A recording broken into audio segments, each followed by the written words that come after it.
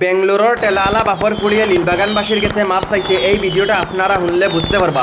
কয়েকদিন আগে বেঙ্গলোরের টেলালা বাফর ফুড়িয়ে পিটি মাম্মির হামসায়ার মাঞ্চরে মূর্খ কইছে। এখন আসামবাসীর কাছে মাপ চাইছে, আসামের মুসলমানের কাছে মাপ চাইছে, লীলবাগান সমাজের কাছে তাই মাপ চাইছে। একটা মানছে তাই নিজের ভুল বুঝতে পারছে, মাপ চাইছে, তাইরে মাফ করিয়ে দেওয়া অত্যন্ত জরুরি।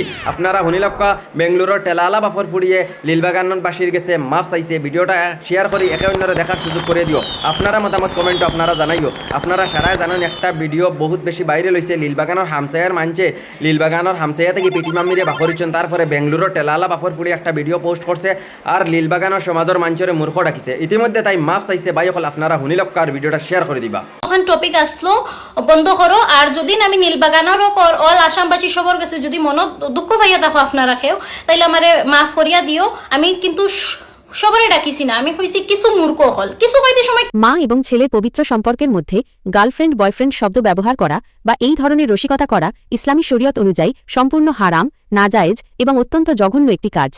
নিচে